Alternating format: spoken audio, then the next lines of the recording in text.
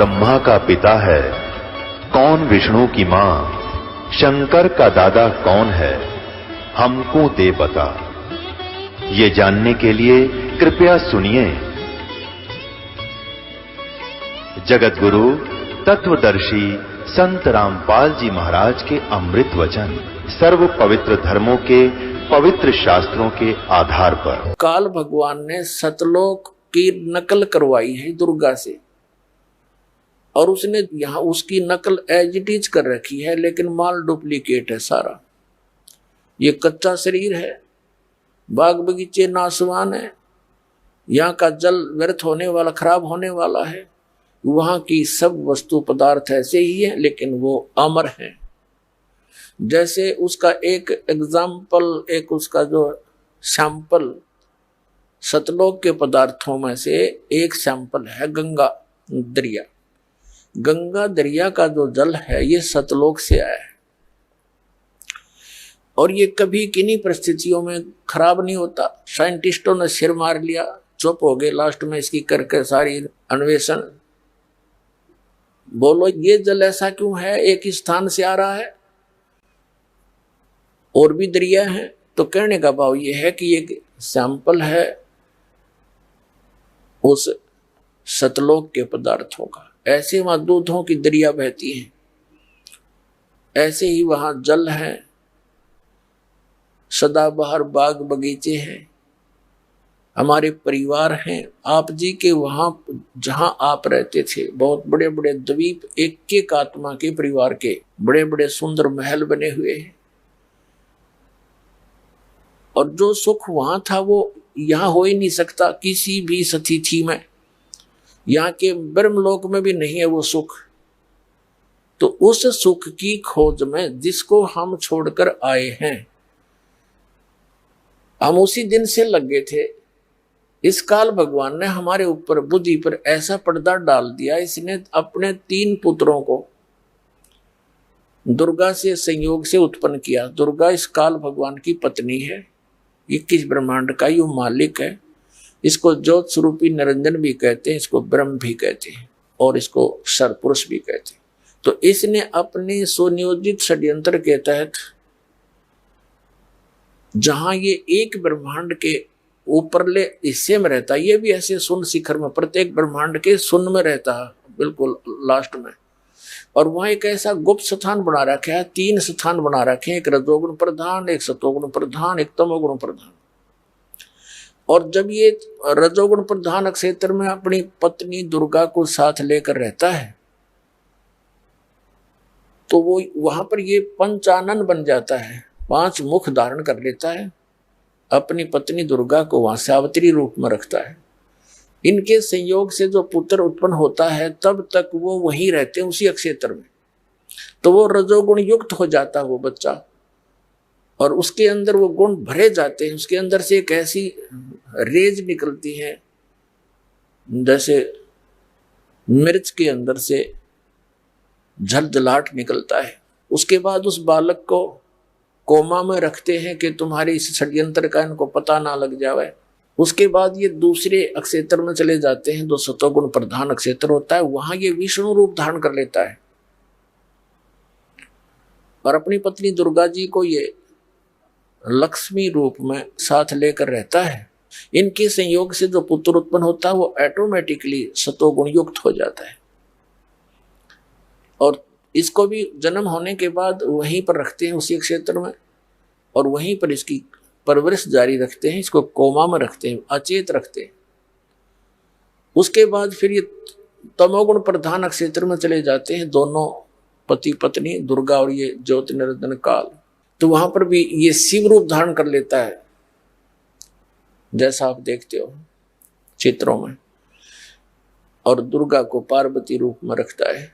इन दोनों के संयोग से जो पुत्र उत्पन्न होता है उन्हीं के आकार का बन जाता है, जिस जिस स्थान पर ये जिस रूप में रहते, और फिर वो तमोगुण युक्त हो जाता है। इन तीनों को कोमा में रखते हैं। जब ये युवा हो जाते हैं तो तीनों को अलग अलग स्थानों पर रखकर सचेत करके इनको इकट्ठा कर देते हैं। फिर इनको कुछ भी ज्ञान नहीं होता हम कहाँ से आए हैं, कौन हमारा जनक है।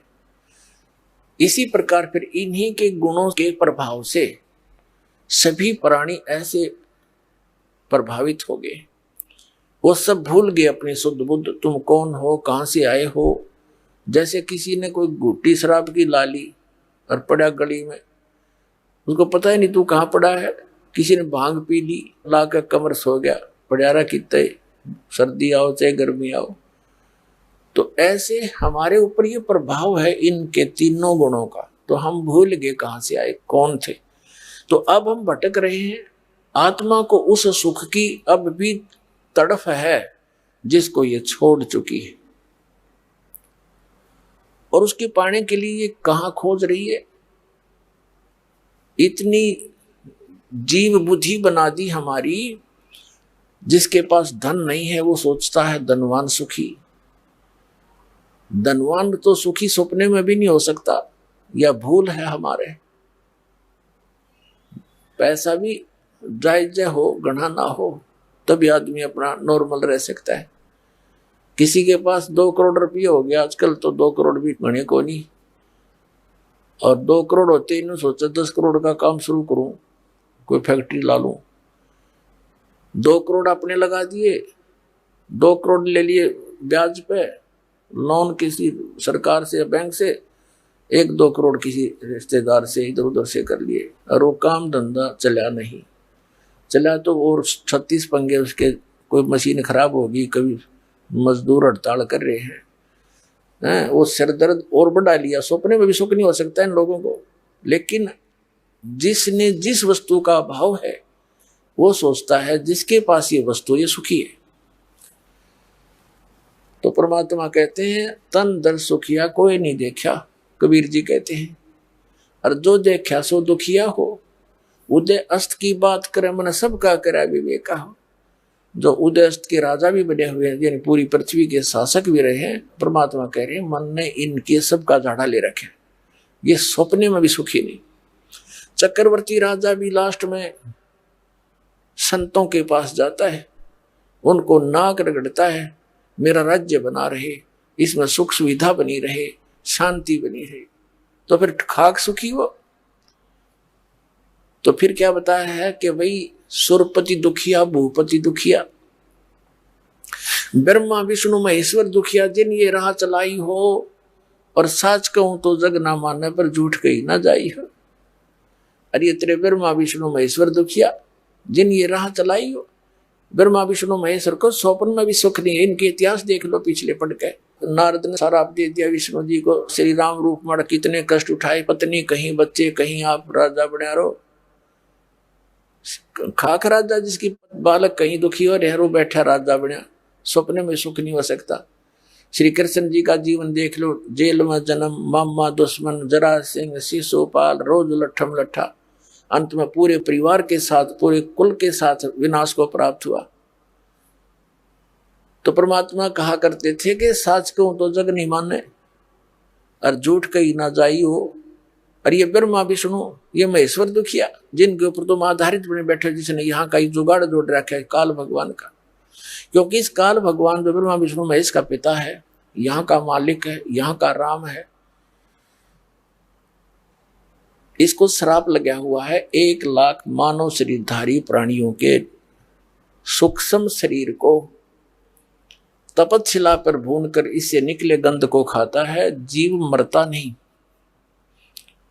उसके लिए इसने अपने तीनों पुत्रों की ड्यूटी ला रखी है। इस ब्रह्मा जी के रजोगुण से प्रेरित होकर के, जीव के बस का नहीं है, और यह संतानों उत्पत्ति करता है, और इतना प्रेशर बना देता है इस प्राणी के अंदर, ये अंधा बन जाता है, ना जाने कितने जुल्म भी कर डालता है। और फिर यहाँ के राजपाट के ठाठ, यहाँ की जो सुविधाएं, एसी ला लूं, कोठी बना लूं, कार खरीद लूं, ये वैभव, ये रजोगुण के प्रभाव से इसके अंदर एक विशेष प्रेरणा बनती है।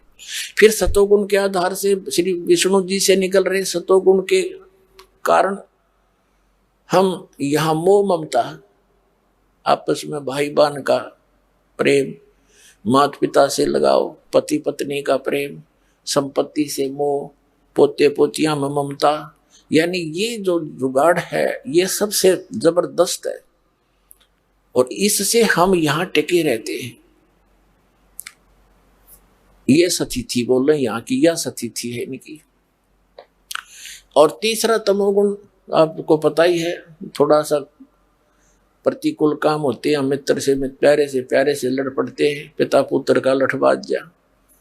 और फिर संहार करने की ड्यूटी शिव भगवान की है, तमोगुण की है हमारा संहार करता। यानी श्री रजगुण ब्रह्मा जी से सबकी उत्पत्ति होती है, इसलिए इसको कहते हैं सृष्टि का कर्ता। ये खाक सृष्टि का करता है। जब इसका जन्म हुआ कमल के फूल पर बैठा था ब्रह्मा जी, और ये अपने पुत्र नारद को बता रहा है कि बेटा जब मेरी उत्पत्ति हुई मैं कमल के फूल पर बैठा था और मुझे नहीं मालूम मैं कहां से उत्पन्न हो गया। प्रजापिता ब्रह्मा, प्रजापिता तो परमेश्वर है, सतपुरुष। तो उस परमात्मा के उपमात्मक और उनसे ही प्रेरित होकर के इन यहाँ के बच्चों के, ऋषियों के, भगवानों के नाम रखे गए। जैसे विष्णु पूर्ण परमात्मा का नाम है उपमात्मक, सबका पालक वही है। और ब्रह्मा का अर्थ होता है सबका रचयिता।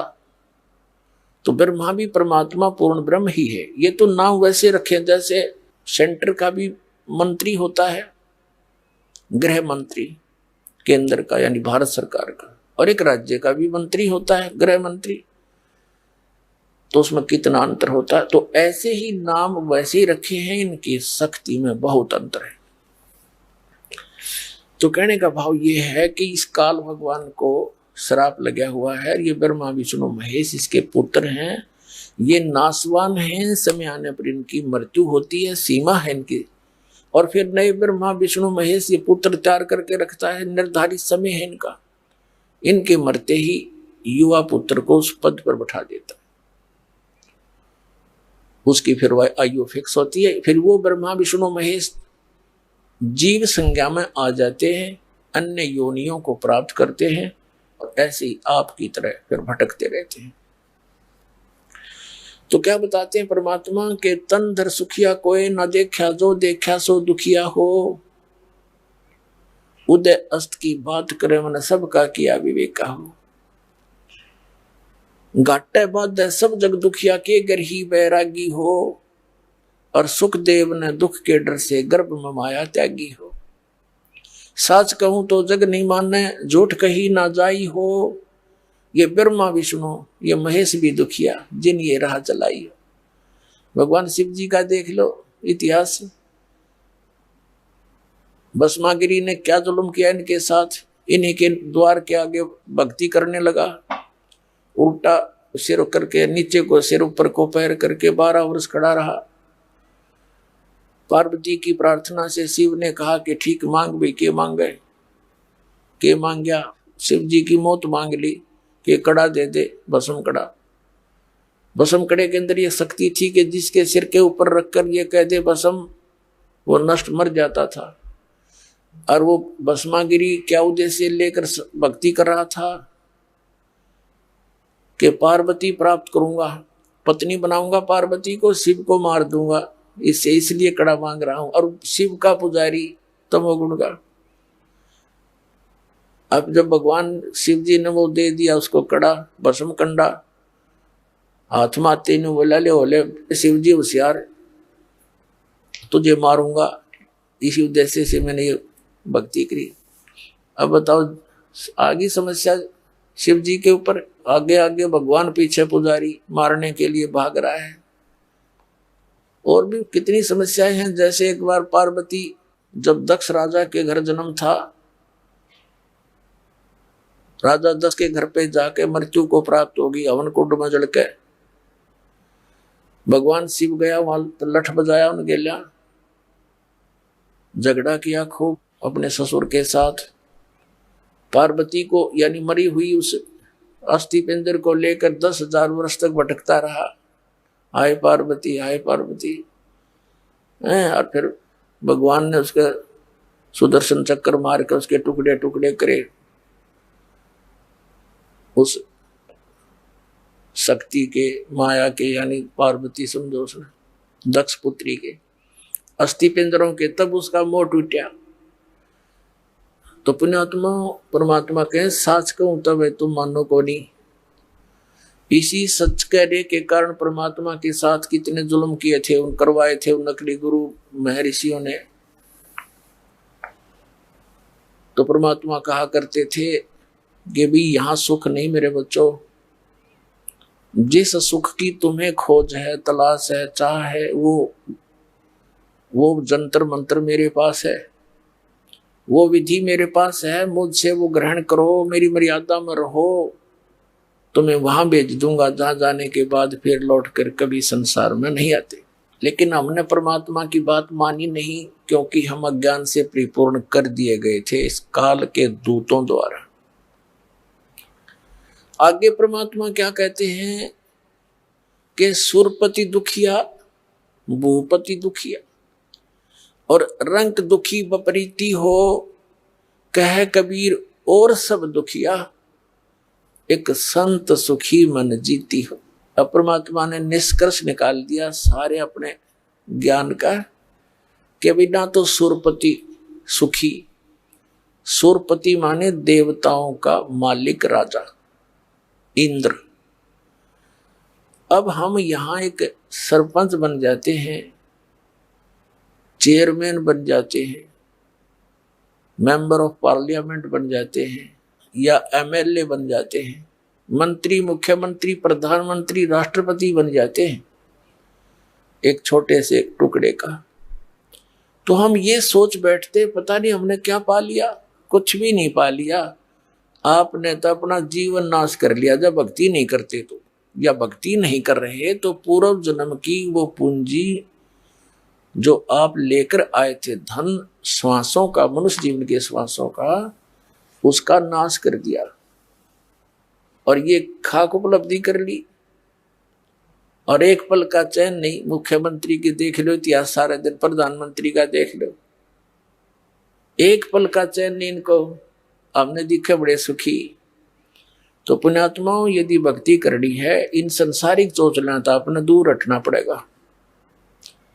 एक का काम होगा, परमात्मा कहते हैं पिया चावे प्रेम रस, राख्या चावे मान, एक म्यान में दो खड़ग, कदे देखी सुनी न कान। यदि तू प्रेम रस पीना चाहता है, यानी परमात्मा पाना चाहता है, सतलोक जाना चाहता है, और साथ में यहाँ की मान बढ़ाई बकवादों को भी चाहता है, तो कभी नहीं होगा। ठीक है, जैसा करोगे वैसा मिल जाएगा, लेकिन जिस उद्देश्य के लिए दास प्रयत्न कर रहा है और भगवान ने आके किया था, उससे आप फिर वंचित रह जाओगे। तो यहाँ संसारिक सोच लागना हमने कभी सपने में भी नहीं देखा है। कहते इंद्र दा राज कागदा बेष्टा, हमने तो कहते इंद्र स्वर्ग का राज्य भी काग की बीट टट्टी समझनी पड़ेगी जब हम सतलोक जा सकेंगे।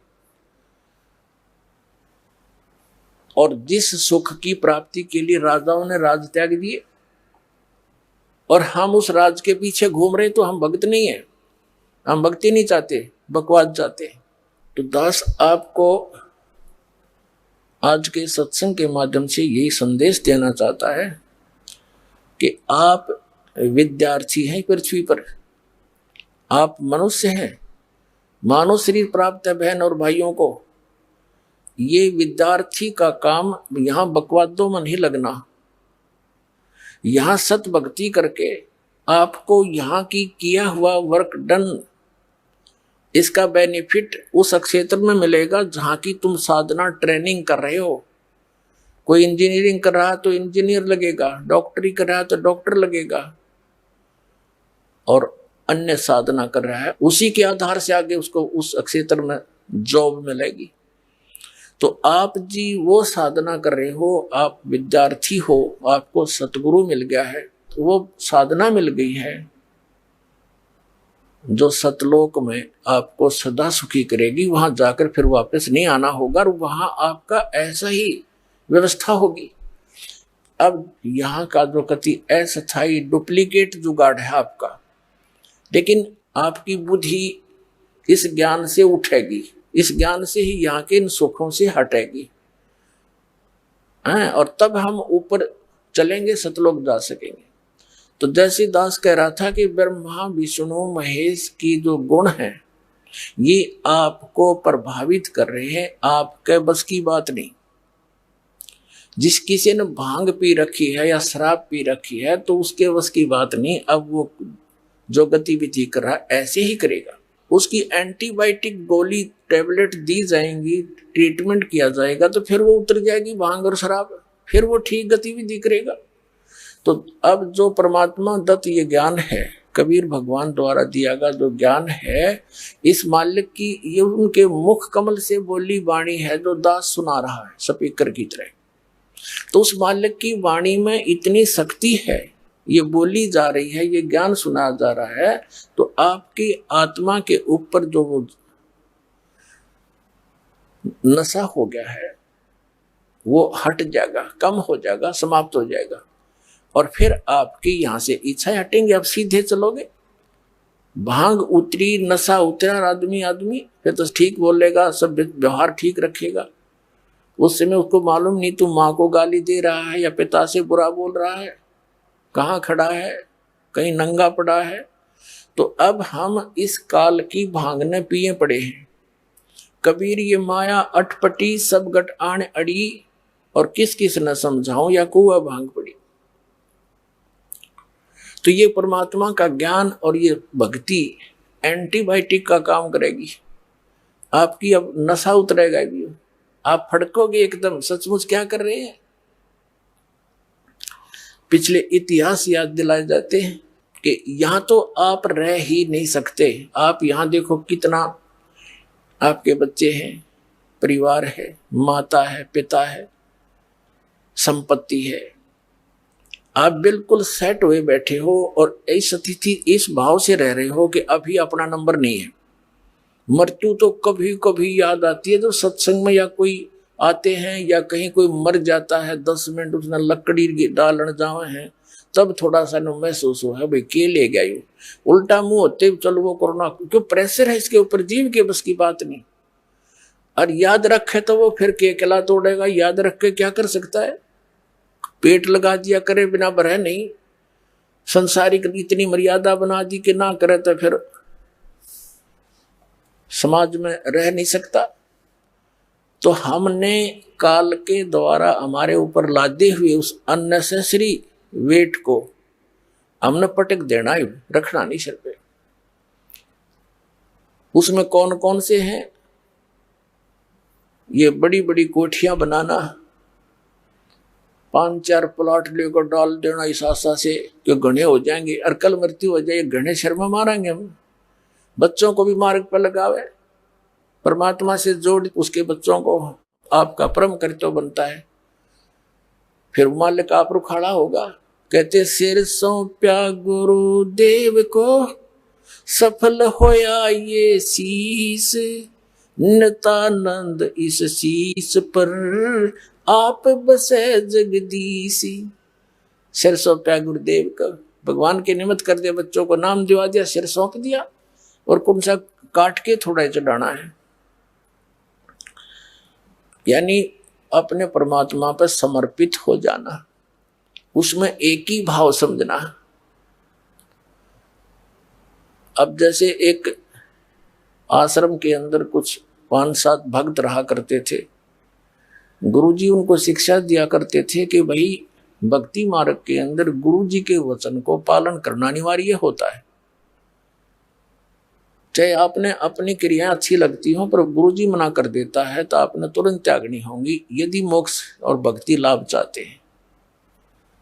भाई जो गुरु बचन पे डट गे रे कट गे फंद 84 के, भाई जो गुरु बचन पे डट गे रे कट गे फंद 84 के, कट गे फंद 84 के रे कट गे फंद 84 के, भाई जो गुरु बचन पे डट गे कट गे फंद 84 के, वस्तु मिली ठोड़ की ठोड़ मिट गई मन पापी की दौड़, वस्तु मिली ठोर की ठोर मिट गई मन पापी की दौड़, भरम मिटे मथुरा काशी के, भरम मिटे मथुरा काशी के, भाई जो गुरु बचन पर डट गए, कट गए फन 84 के।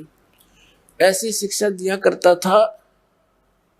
एक दिन उस गुरुजी ने सभी शिष्यों को बुलाया और कहा, पहले तो ये प्रवचन किया कि भाई गुरु की आज्ञा का पालन करने वाला शिष्य सफल होता है और गुरु की आज्ञा की अवहेलना करने वाला असफल होता है।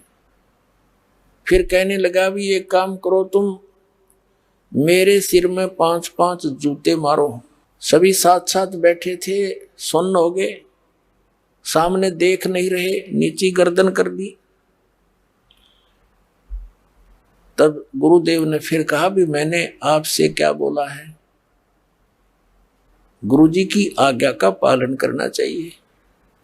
वो एक भी ना उठे, एक खड़ा हुआ, अपना जूता निकाला, गुरुजी के चरणों में जो आसन पर बैठे थे उनके नीचे बैठ गया जाके और उनके चरणों के निकट जाके अपने सिर में 5 जूते मारे। तब गुरुजी ने कहा, भाई डांडी मत मारे, तेरे सिर पर नहीं कहा, मैंने मेरे सिर पर कहा है।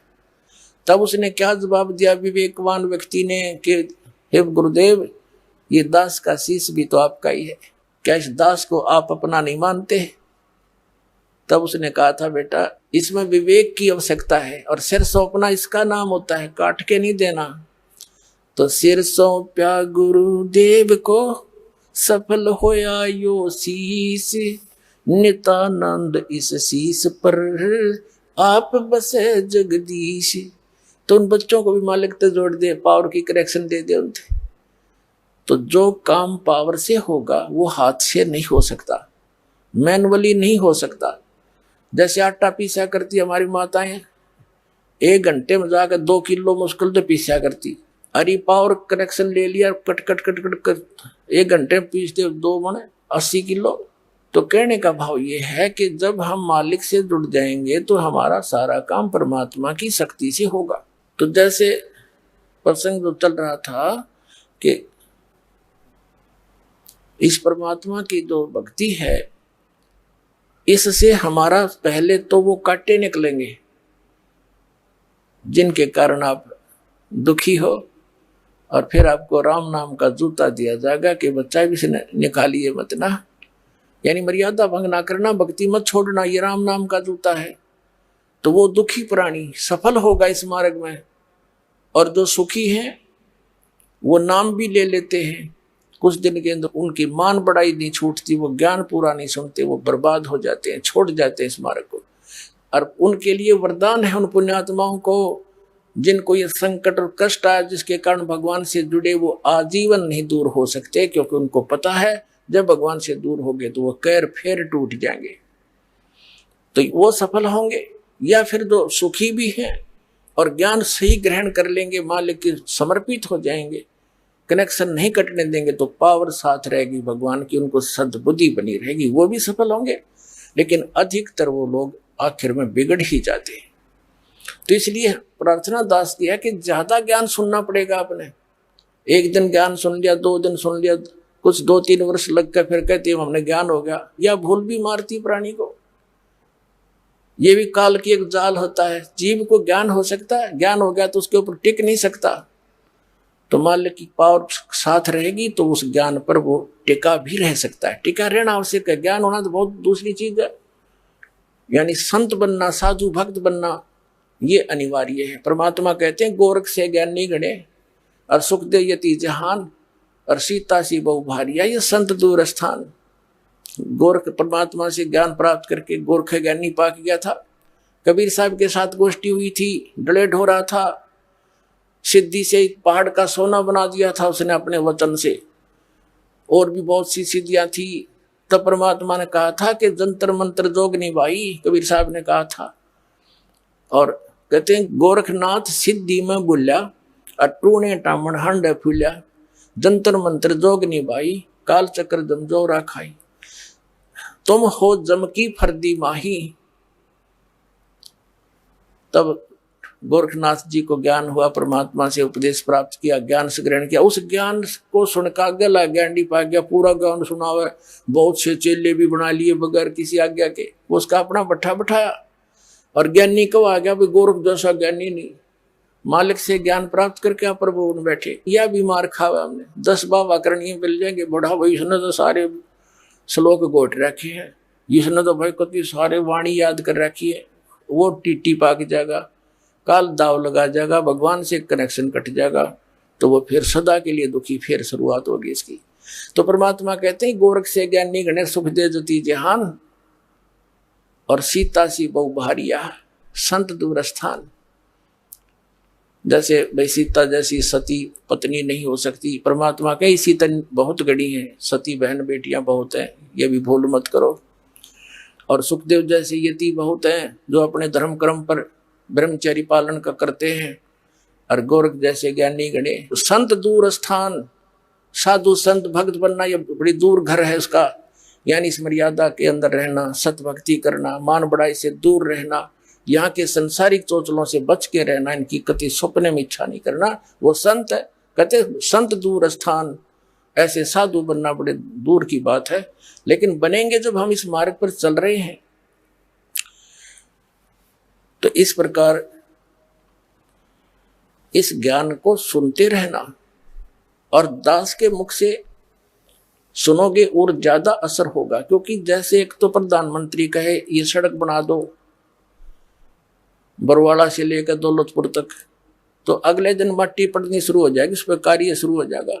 और उसने एक आम आदमी कहे या कोई अधिकारी कहे उससे हटकर कोई भी ये बना दो, सपने में ना बने, वो बात दोनों वर्ड एक जैसे ही बोल रहे। तो इसी प्रकार अधिकारी के वचन में जो शक्ति होती है वो अन्य व्यक्ति से कितना किसा दिखता हुआ अपने, वो उस काम को नहीं कर सकता। इसी भ्रम के निवारण के लिए परमात्मा ने सबसे पहले अचिंत से कहा था तू सृष्टि रच के देख ले। उसने अक्षर पुरुष की उत्पत्ति की, वो जाकर सो गया मानसरोवर में, अचिंत वहां बैठा, वो वहां सो रहा। अब सृष्टि रच से खा के जब परमात्मा ने कहा था भाई तेरे को सबक सिखाया है और बाकी सतर्क हो जाते हैं, एक का चोट लाग जाए बाकी सारे बचा करें, और कहा था समर्थ का काम समर्थ ही कर सकता है, चुप करके बैठ जा पड़ा। तो उसके बाद अचिंत समझदार था, कान पकड़ दिया। औरों को भी ये हो गया कि बकवाद करने से कोई फायदा नहीं, मालिक तो मालिक ही होता है, तो समर्थ समर्थ ही होता है। और जिस समर्थ ने इस दास को अपना प्रतिनिधि बना के भेज दिया, तो इससे जो काम होगा वो आम से नहीं होगा, इस पृथ्वी पर ये सत्कर मान लीजिए। ये इसलिए बताया जाता है कि फाउल पॉइंट हो जाएंगे, मार खा जाते हो आप। अब परमात्मा की वाणी है, परमात्मा के वचन है, दास सुना रहा है, ये अधिकारी बना रखे है, इसलिए सुना रहा है। ना तो मेरे के सिर में दर्द था, अपना भक्ति करूँ, माला फेरूँ, गुरु जी के चरणों में बैठा अपना टाइम पास हो रहा था। आदेश हो गया धनिका के नाम दिया करें, नाम देना कोई बालकों का खेल नहीं है, ये तो सबका अपना वजन सिर पर रखने वाली बात है। जो अधिकारी नहीं है, तो अब जैसे एक कोई अधिकारी है, वो कितने व्यक्तियों को अपने घर पर नौकरी दे सकता है, एक ना रुकता है उस पर एक भी नौकर है। और वो गवर्नमेंट का अधिकारी है, गवर्नमेंट की तरफ से उसको आदेश है कि आप इतने क्लर्क भर्ती कर दो, इतने टीचर भर्ती कर दो, तो वो कितने भर्ती कर दे उसका जिम्मेवारी फिर गवर्नमेंट, उसके तो साइन होंगे, साइन करने की के पेन और इंक भी गवर्नमेंट की होती है, और उसके साइन से उन बच्चों को वो लाभ मिलता है और सरकार देती है। तो दास तो एक साइन करनिया बना रखा है जो नाम देने वाला, और इस दास से साइन कराने के बाद, उपदेश लेने के बाद, वो सच्ची सरकार आपको लाभ देना शुरू कर देगी, उसी दिन से आपका फिर सफलता मिलेगी, और नहीं कर सकता। तो अधिकारी के बिना कोई भी काम सफल नहीं होता। इन अनअधिकारियों ने तो बैठा रखा मानव समाज का, और भगवान आए थे, इन अनधिकारियों ने, गुरुओं ने, बकवाद करनिया ने परमात्मा तक हमें पहुंचने नहीं दिया। और अब भी ये आगे आडे अड़ रहे हैं, पर अब इनकी बसावा को नहीं, किससे की देख लेना। मालिक का वचन है ये कि अब कोई इसके आगे नहीं अड़ सकेगा, इस ज्ञान के आगे टिक नहीं सकेंगे। और ज्ञान सब ज्ञान ली, कबीर ज्ञान सो ज्ञान, और जैसे गोला तो गायब करता चला मैदान। अब प्रसंग चल रहा है कि सुरपति दुखिया भूपति दुखिया और रंक दुखी बपरीती हो। कह कबीर और सब दुखिया, एक संत सुखी मन जीती हो। अब सुरपति दुखिया यानी पूरे देवताओं का भी राजा, और पृथ्वी का तो गिनती नहीं, पृथ्वी का तो कोई राज ही नहीं उसकी तुलना में। और पूरी भूपति माने पूरी पृथ्वी का राजा दुखिया। और रंक दुखी बप्रीति हो, रंक भी दुखी, गरीब तो दुखी है ये स्वाभाविक, उसको तो सबको पता हो, तो सारे कष्ट उसके ऊपर, गरीब के ऊपर। और जब वो भक्ति से जुड़ जाता है, मालिक की शरण में आ जाता है, सत भक्ति करता है, तो फिर वो रंक भी और वो राजा भी एक स्कूल के बालक, एक क्लास के विद्यार्थी हो जाते हैं, और दोनों को समांतर लाभ मिलना शुरू हो जाता है। लेकिन परमात्मा कहते हैं कि संत सुखी मन जीती हो। अब नाम लेने के बाद हमने अपने मन को जीती बनना पड़ेगा। कैसे जीतेंगे? बात वहीं आती है जो गुरु वचन पर डट गए कट गए फंद 84 के। इस ज्ञान से मन डटेगा, इस ज्ञान से मन की रुकावट बनेगी, और ये मन फिर ऐसा हो जाएगा, ये बिल्कुल तो समाप्त होता नहीं, क्योंकि ये भी यहाँ 21 ब्रह्मांड का मालिक, ये काल है, उसका एजेंट है ब्रह्म का। इसको इस ज्ञान से आत्मा इतना टाइट कर देगी, देखो ये हानि नहीं पहुंचा सकता। जैसे दास का जन्म किसान परिवार में हुआ, हम देखा करते थे जो बैल ज्यादा फूफा करता था उसको टाइट रस्से से बांध देते थे, उसकी रेंज कम कर देते थे, उसके सिर सर मारने की, तो उसकी कुछ सीमा होती थी, उस तक ही वो फूफा कर सकता था, हानि नहीं पहुंचा सकता था। तो इसी प्रकार इस मन रूपी इस बैल को जो हानि पहुंचाता है, इसको इतना टाइट बांध देंगे हम, इस ज्ञान से इतना टाइट बंध जाएगा ये कि हानि नहीं पहुंचा पाएगा। आत्मा तुरंत एकदम सतर्क हो जाएगी। अब तो मन इसको मूर्ख बना रहा है, तेरा नुकसान हो जाएगा, फलाने ने ये कोठी बना ली, उसने ऐसा बना लिया। इस आत्मा के सारे ही आगे चलता है ये, इसके ये समझ लो जैसे जिसकी टांग ना हो और वो सपोर्ट से चलता है। तो काल जो है ये मन बिना पैरों का है, ये आत्मा के पैरों को प्रयोग करता है। जब आत्मा को ज्ञान हो जाएगी, उठे कोड़ी, ये चल सकता नहीं इससे आगे। तो इस प्रकार ये मन जीता जाएगा।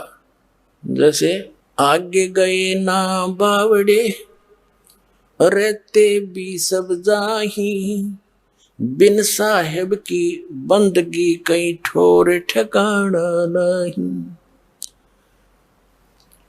अब परमात्मा क्या बताते हैं?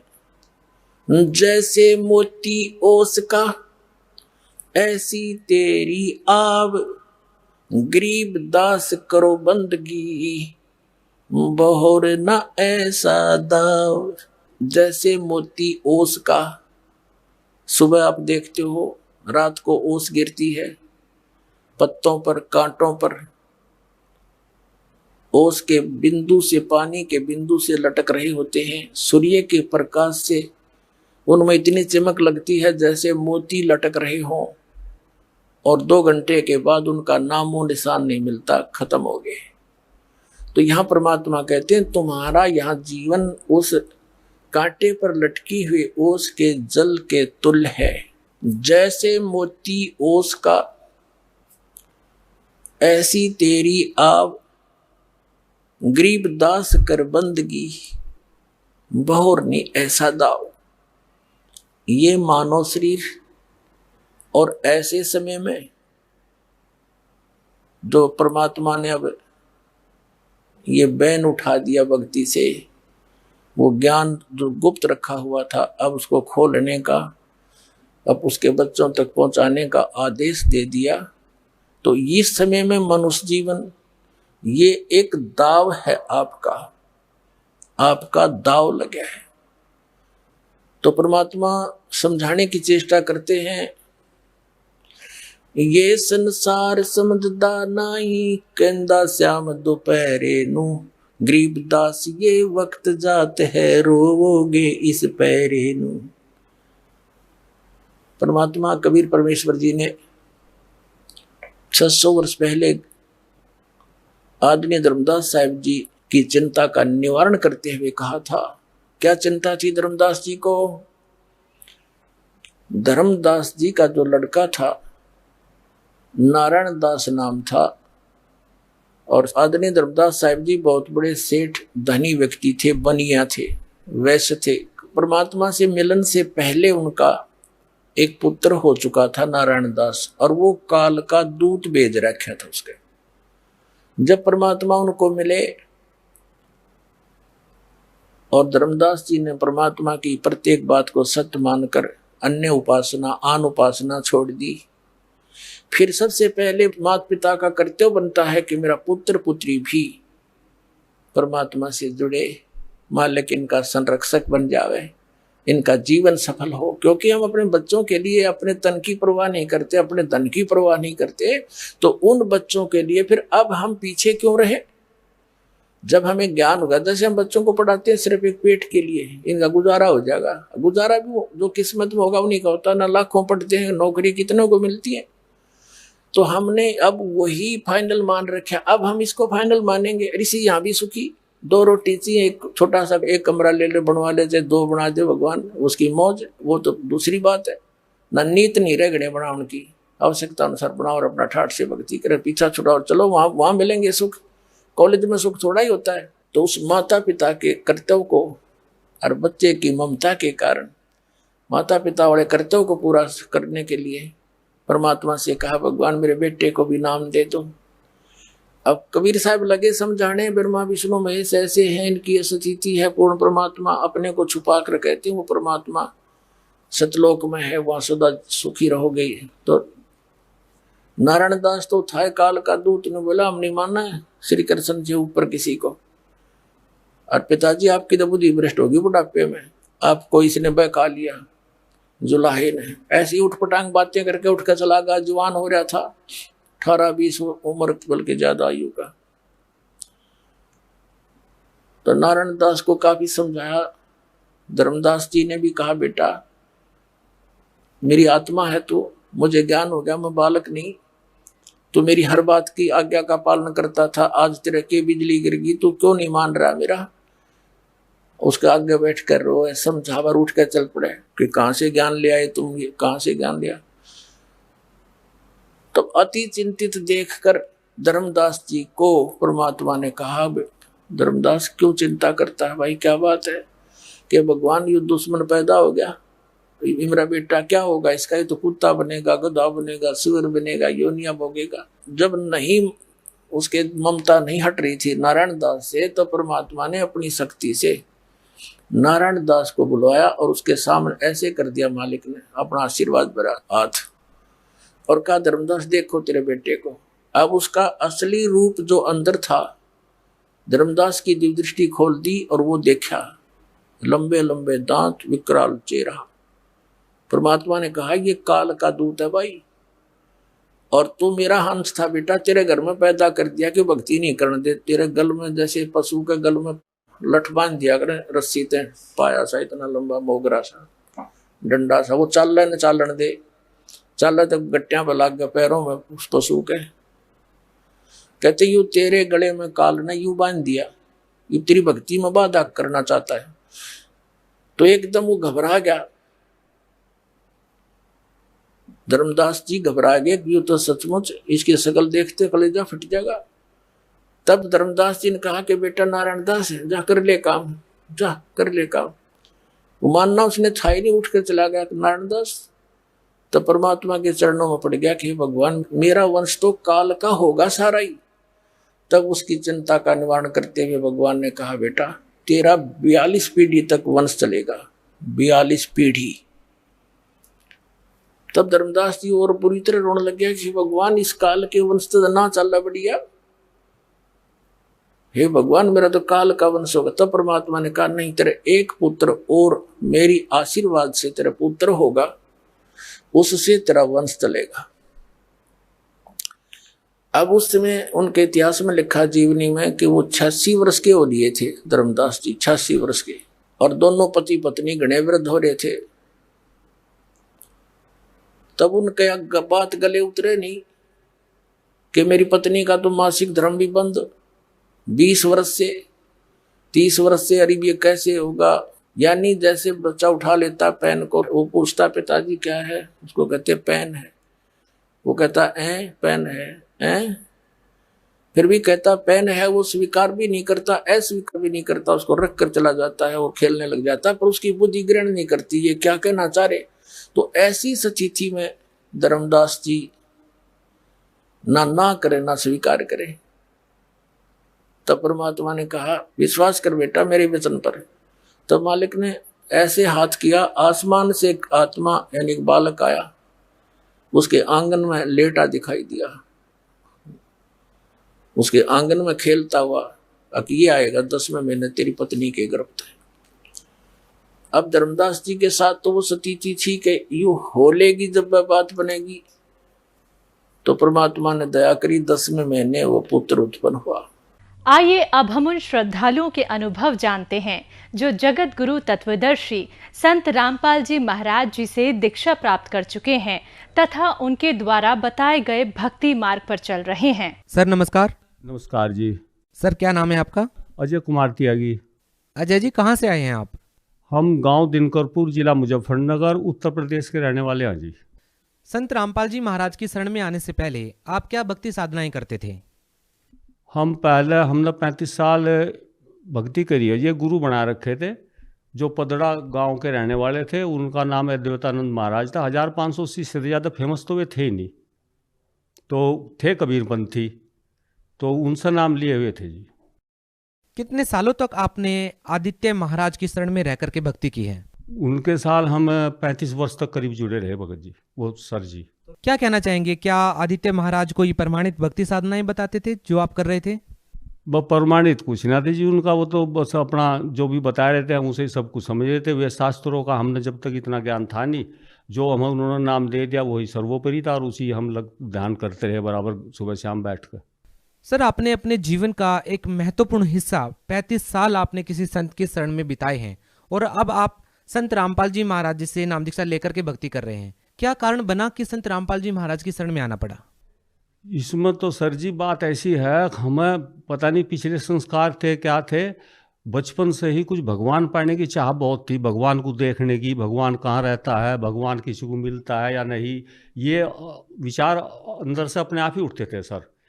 तो इसलिए हमने वो 5, 7, 10 साल भक्ति करने के बाद उस गुरु जी को हमने ये तो बोल दिया था, हमने महाराज जी भगवान पाने के लिए नाम लिया था, लेकिन आपके इस भक्ति से हमें पा कुछ नहीं रहा।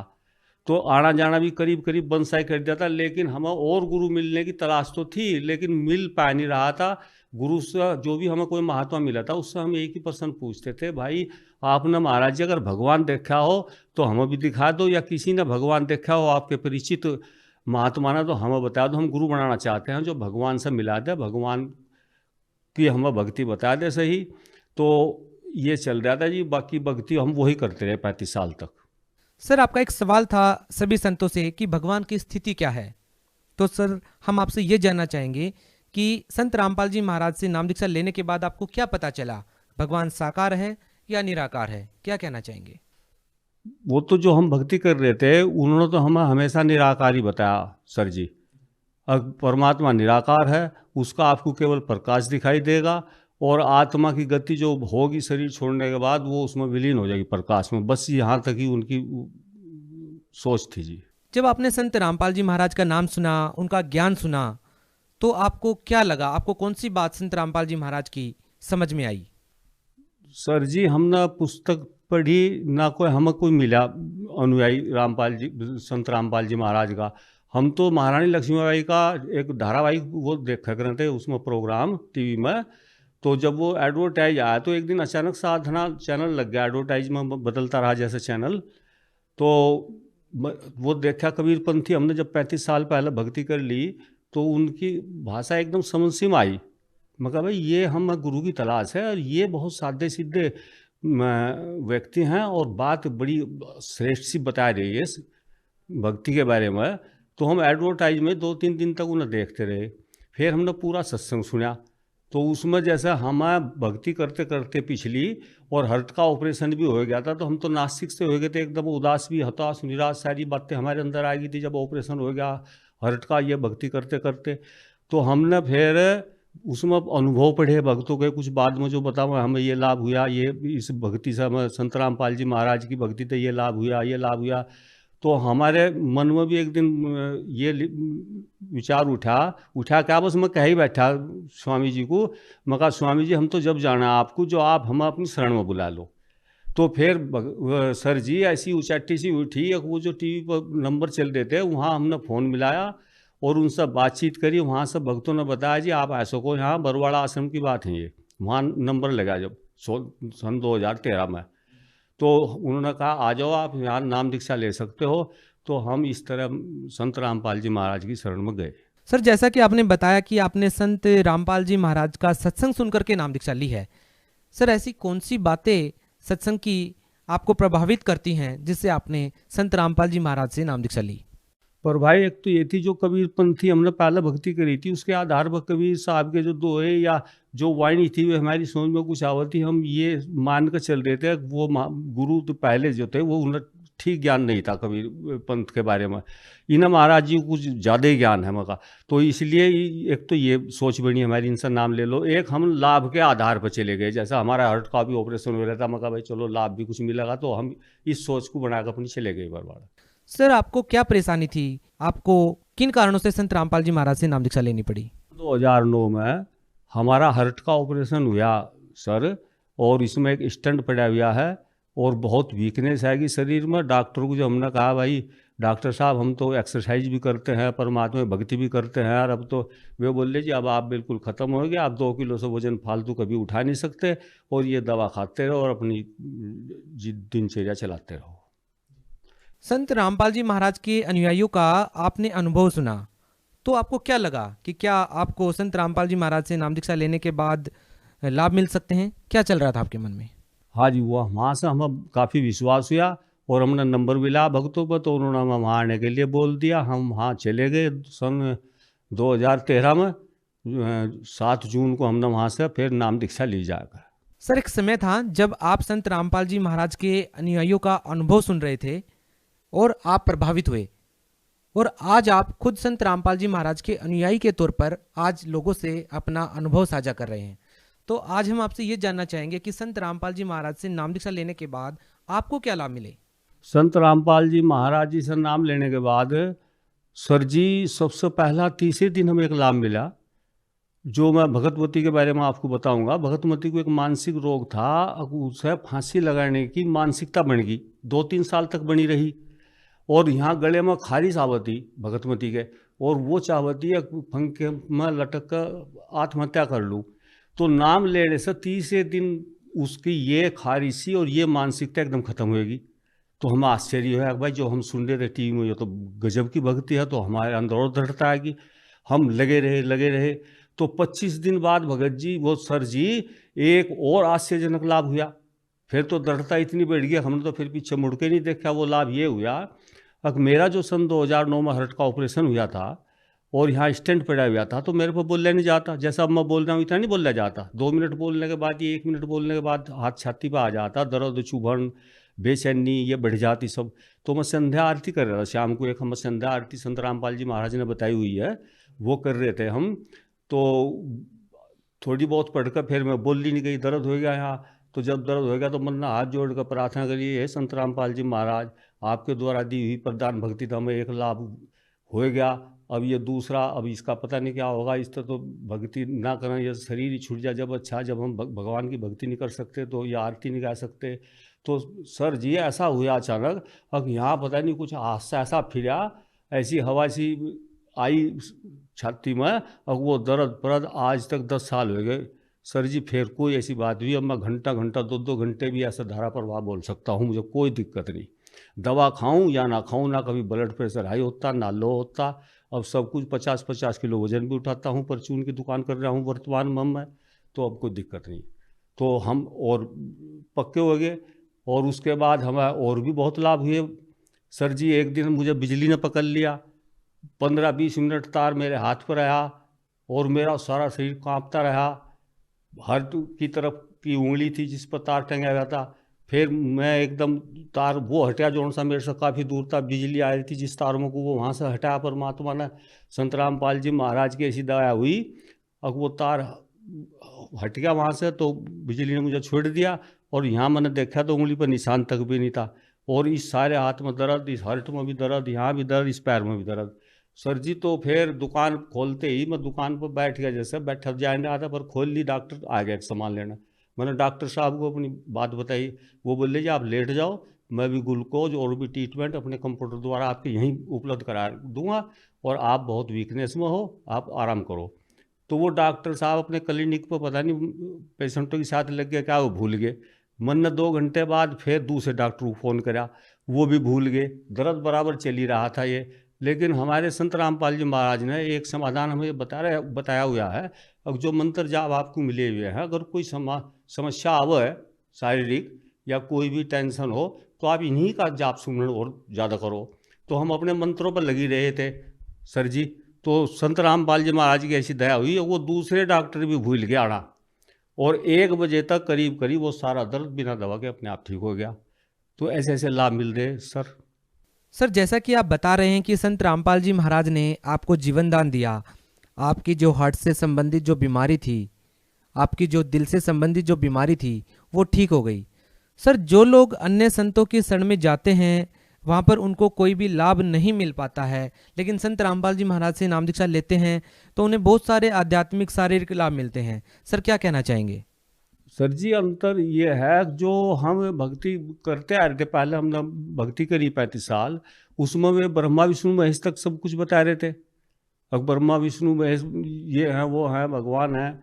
लेकिन संत रामपाल जी महाराज से जब हमने नाम लिए तो पहले जो बतावा थे वो तो नू कहते तुम्हारे जो पाप कर्म है, जो दुख हैं, ये पाप कर्म के वशीभूत आ रहे हैं, आपको ये तो भोगने ही पड़ेंगे। लेकिन संत रामपाल जी महाराज ने तो कायाकल्प भी कर दी, बिल्कुल ऐसा समझा दिया हमें, ज्ञानक वेदों में हमें दिखा दिया।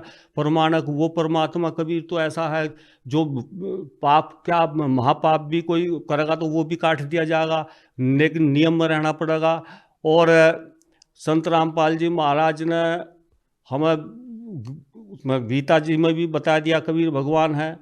तो जी हमने फिर ये नाम लेकर इस भक्ति को कर रहे हैं हम। और वे शास्त्रों में तो कमाल ही कर दिया, परमात्मा ने ऐसा भी दिखा दिया कि ये भगवान देखो ये लिख रहा है, ये आयु भी बढ़ाता है। और तो हमारी भगतमती को आयु जीवन दान भी मिला हुआ है। तो भगत जी ये सब हमने जब लाभ देखे, इनके प्रमाण सबूत के आधार पर हमें मिले हुए शास्त्रों में संत रामपाल जी महाराज ने जो बता रहे हैं बिल्कुल निज का सच उतरता जा रहा है जीवन में। तो हम तो इस भक्ति तो फिर कैसा हटे तो कर रहे बराबर, हम खूब बड़ी श्रद्धा के साथ और प्रेम के साथ। सर भगत समाज को क्या संदेश देना चाहेंगे? भगत जी संत रामपाल जी महाराज दे रहे संदेश, तो सर जी हम क्या संदेश देंगे, हम तो प्रार्थना कर सकें सब बहन भाइयों से। और सब बहन भाई जो हैं संत रामपाल जी महाराज की शरण ग्रहण करो। और जैसा हमारे दुख दूर हो रहे हैं इस जाप मंत्रों द्वारा जो संत रामपाल जी महाराज ने हमें दिए हुए हैं, आपको भी ऐसे लाभ मिलेंगे। और इनके सब शास्त्रों में, वेदों में, कुरान में, पुराण में सब में प्रमाण हैं, सबूत हैं खूब। आप भी अपना आओ संत रामपाल जी महाराज की शरण में नाम लो और अपना मोक्ष कराओ। सर जो लोग संत रामपाल जी महाराज से जुड़ना चाहते हैं वो उनसे नाम दीक्षा कैसे ले सकते हैं? सर जी ये तो बहुत आसान है। जो संत रामपाल जी महाराज के जो सत्संग चैनल पर आ रहे हैं उनके नीचे पीली पट्टी चलती है, उनके नंबर अपने फ़ोन से उन्हें मिलाओ और जब उधर से जवाब आवे तो आप अपने नज़दीकी नामदान केंद्र पूछ लो, जहाँ भी आपको नज़दीकी नाम का पता लगेगा वहाँ जाकर आप नाम ले सकते हो। सर बहुत बहुत धन्यवाद। सत साहब जी नमस्कार।